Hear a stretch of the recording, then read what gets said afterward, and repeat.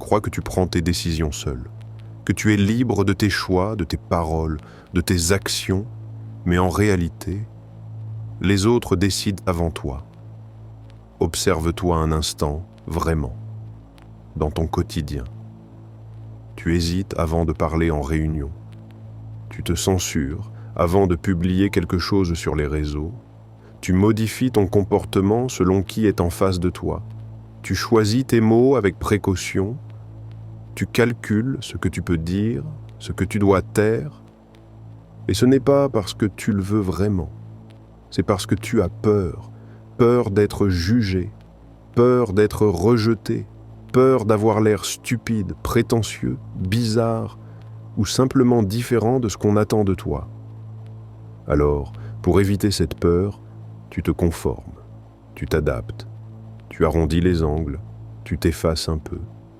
Juste assez pour ne pas attirer l'attention négative, juste assez pour rester dans les clous. Et petit à petit, sans même t'en rendre compte, ta vie devient une version édulcorée de ce que tu pourrais être. Tu ne dis plus vraiment ce que tu penses. Tu ne fais plus vraiment ce que tu veux. Tu ne te montres plus vraiment tel que tu es. Non. Tu te montres tel que tu crois devoir être pour être accepté. Et le pire, c'est que ce n'est même pas conscient. Ce n'est pas une décision que tu prends en te disant « Aujourd'hui, je vais renoncer à moi-même ». Non, c'est beaucoup plus subtil. C'est une série de micro-ajustements, jour après jour, conversation après conversation, choix après choix, jusqu'à ce que tu ne saches plus vraiment qui tu es réellement et qui tu prétends être. Mais pourquoi ? Pourquoi sommes-nous tous, à des degrés différents, prisonniers de ce regard invisible ? Parce que le regard des autres active un mécanisme psychologique très ancien, gravé au plus profond de notre cerveau, la peur de l'exclusion sociale. Remontons des milliers d'années en arrière. Imagine nos ancêtres vivant en petits groupes nomades dans un environnement hostile. À cette époque, le groupe n'était pas juste un confort social, c'était une question de survie pure. Être rejeté du groupe signifiait moins de protection face aux prédateurs, moins d'accès aux ressources, à la nourriture, à l'eau, moins de chances de se reproduire, et parfois, tout simplement la mort. Dans ce contexte, ton cerveau a développé une règle de survie ultra simple, ultra efficace. Si les autres désapprouvent, tu es en danger. Cette règle a été tellement déterminante pour la survie de l'espèce qu'elle s'est câblée dans nos circuits neuronaux les plus profonds. Elle ne relève pas de la logique consciente. Elle relève de l'instinct. Et aujourd'hui, des milliers d'années plus tard, même si le contexte a radicalement changé, même si être rejeté socialement ne signifie plus mourir de faim ou être dévoré par un prédateur, ton cerveau, lui, réagit toujours exactement de la même façon. Un regard insistant, un silence gêné, un commentaire négatif, une désapprobation implicite, et immédiatement, ton cerveau déclenche une alarme interne, une alerte de survie. Attention, danger social, ajuste-toi, conforme-toi, ne te fais pas remarquer. Le problème, c'est que ce mécanisme ne fait aucune différence entre un vrai rejet qui aurait des conséquences réelles sur ta vie et une simple désapprobation passagère sans aucun impact réel. Pour ton cerveau, c'est pareil. Tout est traité comme une menace potentielle. Résultat, tu ne vis plus selon ce que tu veux vraiment, mais selon ce qui te rend acceptable aux yeux des autres. Et dans le monde moderne, ce mécanisme a été démultiplié de façon exponentielle. Avant, le groupe, c'était ton village, ta tribu, quelques dizaines ou centaines de personnes au maximum. Le regard que tu devais gérer était limité, identifiable. Aujourd'hui, avec les réseaux sociaux, avec Internet, le groupe, c'est devenu tout le monde. Des milliers, des millions de regards potentiels. des jugements instantanés, publics, permanents. Chaque publication devient un test d'approbation sociale.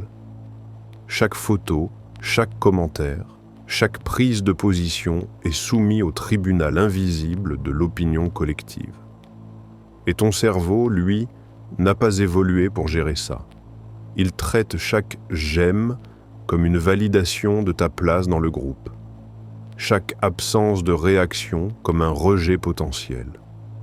Chaque commentaire négatif comme une menace existentielle. C'est épuisant, c'est anxiogène.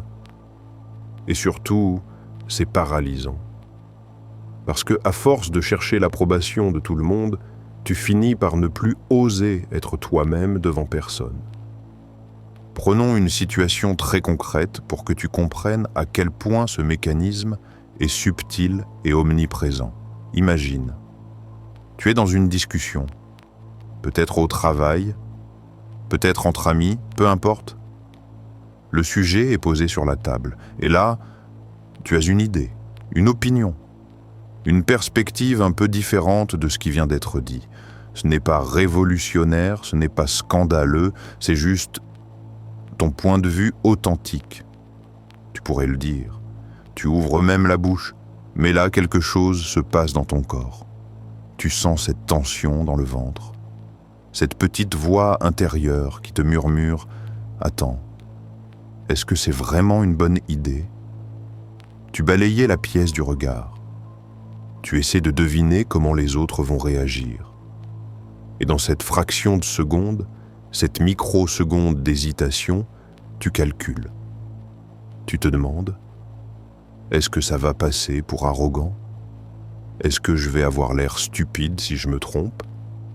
Est-ce que ça va créer un malaise? Est-ce que les autres vont me juger négativement? Et très souvent, face à toutes ces questions sans réponse, tu prends la décision la plus sûre. Tu te tais. Ou alors, tu mets des pincettes. Tu commences par « je ne suis pas sûr, mais… » ou « c'est peut-être une idée stupide, mais… » Tu atténues, tu te protèges, tu te rends inoffensif. Ou pire encore, tu changes complètement ton discours. Tu fais semblant d'être d'accord. Tu te rallies à l'opinion dominante, même si au fond de toi, tu penses différemment. Sur le moment, tu te rassures. Tu te dis « ce n'est pas grave, ce n'est qu'une conversation. Ça ne change rien à ma vie. » Mais voilà le piège. Parce que ce comportement, tu ne le fais pas qu'une fois. Tu le répètes, encore et encore, dans des dizaines, des centaines de situations similaires. Et à force de répéter ce schéma, quelque chose de profond s'installe en toi. La frustration, de ne jamais vraiment dire ce que tu penses. La perte de confiance, en ta propre voix, en ta propre valeur. L'impression de ne jamais être vraiment toi. De jouer un rôle permanent, d'être un caméléon social qui s'adapte sans cesse au regard des autres. Et le plus ironique dans tout ça, c'est que le regard des autres ne te contrôle pas par la force. Personne ne te met un pistolet sur la tempe en te disant « tais-toi ou conforme-toi ». Non. Le regard des autres te contrôle par l'anticipation. C'est toi qui anticipes le jugement. C'est toi qui imagines le rejet. C'est toi qui te censures, avant même que quoi que ce soit ne se produise réellement. Le piège mental n'est pas dans le regard des autres. Il est dans ta propre projection de ce regard. Alors comment sortir de ce piège? Comment se libérer de cette prison invisible? Voici le renversement de perspective qui change tout. Le regard des autres n'est pas un verdict sur qui tu es. C'est une projection de qui ils sont. Quand quelqu'un te juge, quand quelqu'un désapprouve tes choix, tes mots, tes actions, il ne parle pas vraiment de toi. Il parle depuis ses propres peurs, ses propres croyances limitantes, ses propres insécurités, ses propres normes et conditionnements. Ce jugement ne révèle rien sur ta valeur. Il révèle tout sur son propre système de référence. Quelqu'un qui critique ton ambition, Il projette probablement sa propre peur de l'échec. Quelqu'un qui te trouve trop différent. Il projette son propre besoin de conformité pour se sentir en sécurité. Quelqu'un qui juge tes choix de vie. Il projette ses propres regrets, ses propres doutes. Comprendre ça, vraiment le comprendre, c'est commencer à te libérer. Action simple. La prochaine fois que tu te surprends à te censurer, à modifier ton comportement par peur du jugement, arrête-toi un instant et pose-toi cette question, honnêtement. Est-ce que ce jugement potentiel a un réel pouvoir sur ma vie? Pas un pouvoir imaginaire, pas un pouvoir émotionnel que tu lui donnes, mais un vrai pouvoir concret. Est-ce que cette personne peut vraiment affecter ta vie, tes opportunités, ton bien-être réel? Dans 95% des cas, si tu es honnête avec toi-même, la réponse est non. Ce collègue qui lève les yeux au ciel quand tu proposes une idée? Zéro pouvoir réel. Cet inconnu sur Internet qui critique ton opinion? Zéro pouvoir réel. Ce membre de ta famille qui désapprouve tes choix de vie? Même là, souvent, zéro pouvoir réel sur ce que tu peux décider de faire. Le regard des autres ne te contrôle que si tu lui donnes une autorité qu'il n'a pas. Deuxième action, voici un exercice concret, simple mais puissant. Commence petit, très petit. Choisis une situation à faible enjeu où tu pourrais exprimer une opinion authentique, même si elle est légèrement différente de la norme. Ça peut être dire que tu n'as pas aimé un film que tout le monde a adoré, exprimer une préférence personnelle qui va à contre-courant, partager une idée un peu originale dans une discussion détendue. Fais-le. Exprime-toi et observe. Observe ce qui se passe réellement, pas ce que tu imagines, mais la réalité concrète. Dans la majorité des cas, tu vas découvrir quelque chose de surprenant. Il ne se passe rien de grave. Peut-être quelqu'un ne sera pas d'accord. Et alors? Le monde ne s'effondre pas. Tu n'es pas exclu. Ta vie continue exactement comme avant. Parfois même, tu découvriras que ton authenticité crée de la connexion. Que d'autres personnes pensaient la même chose mais n'osaient pas le dire non plus. En répétant cet exercice, progressivement, avec des situations de plus en plus significatives, tu recables ton cerveau. Tu lui envoies un nouveau message. Tu vois, être authentique n'est pas dangereux. Je peux survivre à la désapprobation. Je peux même m'épanouir en étant moi-même. Et peu à peu, le mécanisme ancestral perd de son emprise. Troisième clé, choisir ton cercle de référence. Dernière chose cruciale à comprendre. Tu ne peux pas être indifférent au regard de tout le monde. Ce n'est ni possible, ni souhaitable. Mais tu peux choisir consciemment le regard de qui compte vraiment pour toi. Au lieu de chercher l'approbation diffuse de masses anonymes ou de personnes qui ne te connaissent pas vraiment, demande-toi, qui sont les 3 à 5 personnes dont l'opinion a vraiment de la valeur à mes yeux? Des personnes qui te connaissent vraiment, qui partagent tes valeurs, qui veulent ton bien, qui ont elles-mêmes fait preuve de courage et d'authenticité. Concentre ton attention sur leur regard. Pas par soumission, mais par choix conscient. Parce que le regard de ces personnes-là peut être un guide précieux, un miroir constructif, un soutien authentique. Tout le reste, c'est du bruit. Du bruit que tu peux apprendre à filtrer, à relativiser, à ne plus laisser dicter tes choix. Voici la vérité que personne ne te dit, mais que tu dois comprendre. Tu ne vis pas prisonnier des autres. Tu vis prisonnier de l'idée que tu te fais de leur regard. Les autres ne te contrôlent pas directement. Ils n'ont pas ce pouvoir. Ce qui te contrôle, c'est l'image que tu imagines qu'ils ont de toi, le jugement que tu projettes sur eux, la peur que tu nourris de leur désapprobation, l'autorité que tu leur accordes sur ta propre vie. tout ça se passe dans ta tête. Et c'est là, dans ta tête, que se trouve aussi la clé de ta libération. Parce que si c'est toi qui construis cette prison mentale, c'est aussi toi qui peux la déconstruire.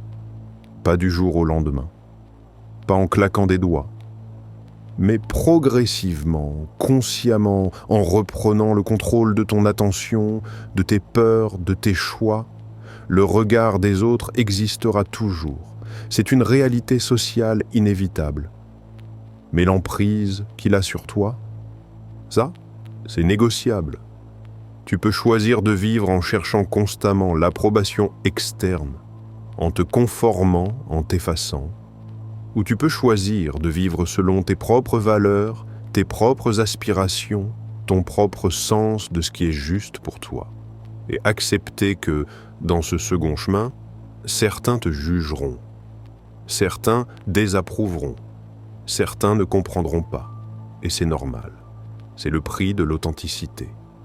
Mais ce prix est infiniment plus léger que celui de passer ta vie à te trahir toi-même pour plaire à des gens qui, de toute façon, ne te connaissent pas vraiment. Si cette vidéo t'a été utile, abonne-toi pour ne pas tomber dans le prochain piège mental. À très bientôt.